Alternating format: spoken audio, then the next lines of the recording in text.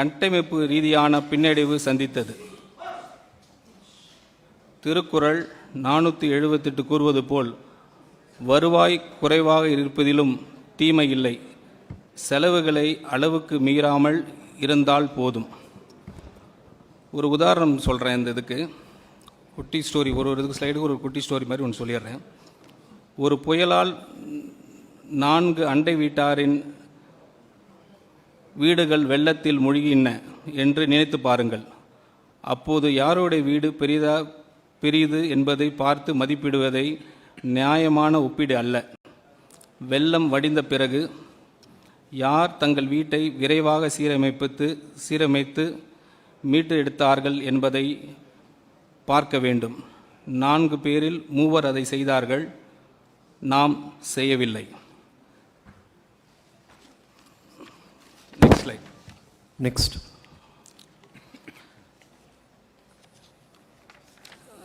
This slide is about 5-year physical snapshot from 2021, 22 to 25 to 26 pre-account. இந்த ஒரே அட்டைவணை முழு கதையும் ஒரே பார்வையிலே சொல்லிவிடுகிறது. ஒவ்வொரு வரியும் இந்த காலப்பகுதியின் தொடக்கத்திலிருந்து இறுதி வரை படித்து பாருங்கள். வருவாய் பற்றாக்குறை ரூபாய் 78,324 கோடியாக உயர்ந்துள்ளது. இதுவரை இல்லாத அதிகபட்சம். சொந்த வரி வசூல் முயற்சி 5.45% குறைந்துள்ளது. இதுவரை இல்லாத குறைந்தபட்சம். மூலதன செலவு 1.44% குறைந்துள்ளது. இது ஒப்பிடும்போது மாநிலங்களில் மிக குறைவு. கட்டாய செலவுகள் 64.4% உயர்ந்துள்ளன. இது ஒப்பிடும் மாநிலங்களில் மிகவும் அதிகம். கடன் 28.3% அளவிலேயே நிலைத்துள்ளது. எந்தவித நிதி ஒருங்கிணையும் இல்லை.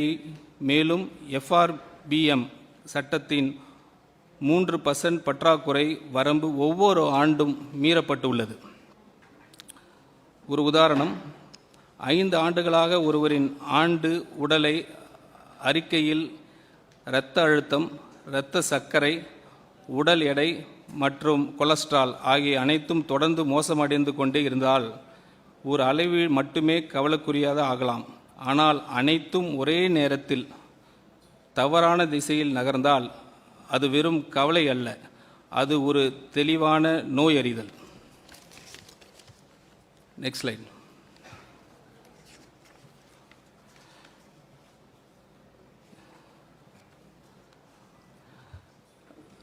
So this slide is about 6 key numbers. இது ரொம்ப முக்கியமான ஸ்லைடு.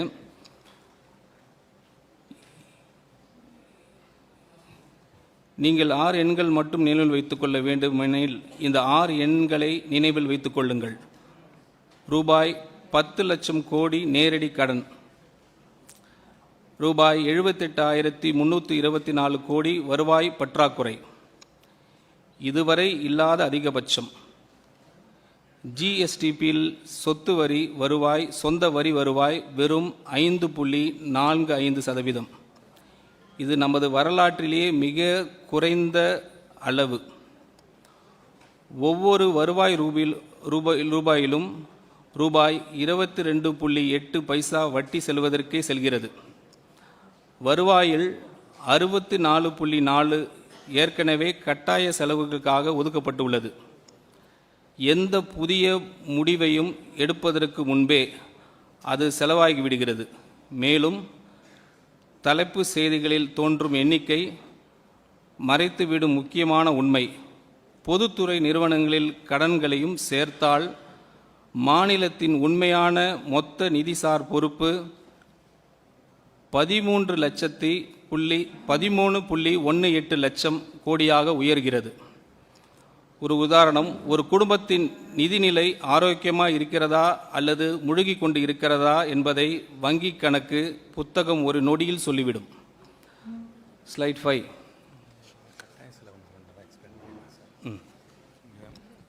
இந்த இதில் கட்டாயம் செலவுன்னு ஒன்று வருது இல்லையா, அதனால் என்ன அர்த்தம்னா, நம்ம கவர்மெண்ட் வட்டிக்காக செலவு பண்ணுறது, சேலரிஸ்க்காக செலவு பண்ணுறது, பென்ஷன்ஸ்க்காக சொல்கிறது இந்த மூணு ஐட்டம் டுகெதர், அது 3 ஐட்டம் மட்டுமே 64% வந்து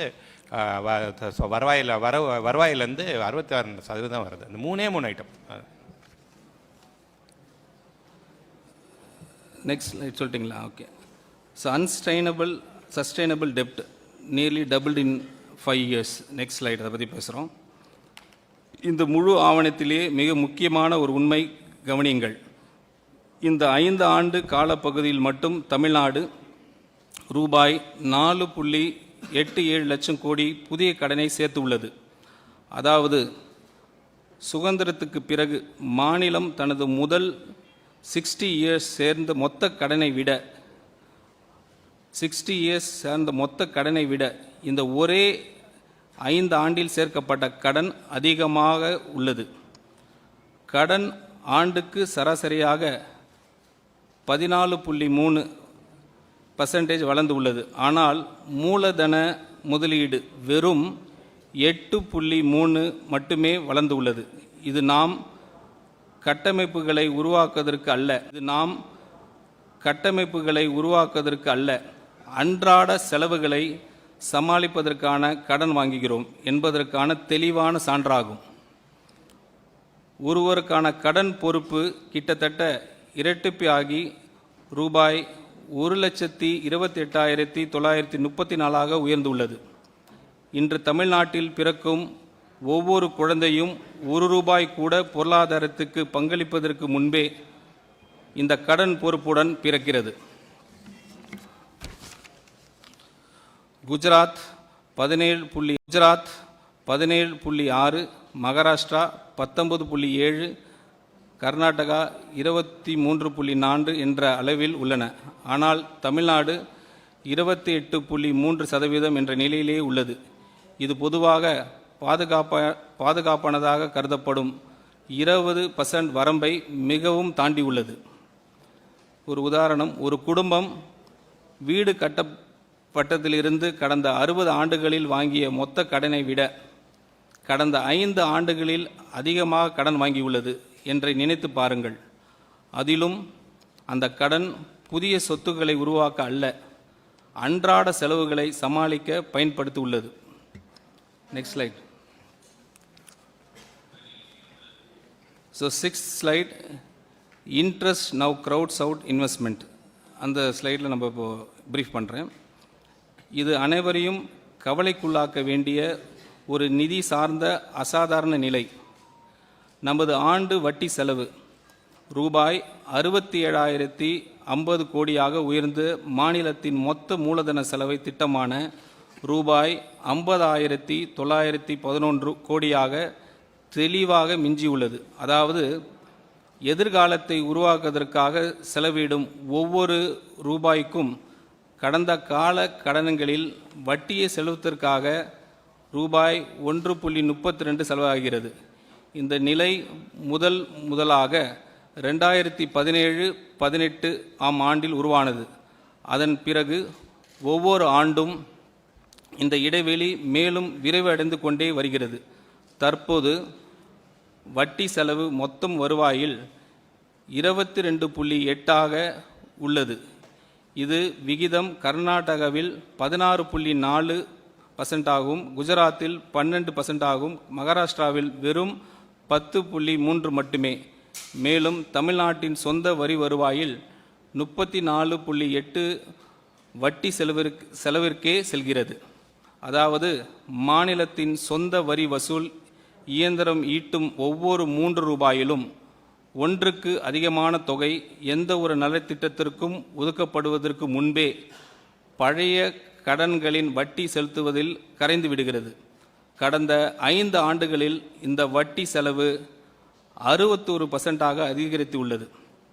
ஒரு உதாரணம், ஒரு குடும்பத்தில் மாதந்தோறும் செலுத்தும் கடன் வட்டி குழந்தைகளின் கல்விக்காக செலவிடும் தொகையை விட அதிகமாகிவிட்டது என்று நினைத்து பாருங்கள். அது மட்டும் அல்லாமல் வீட்டை மேம்படுத்துவதற்காக ஒதுக்கப்பட்ட முழு பட்ஜெட்டையும் அது மிஞ்சிவிட்டது.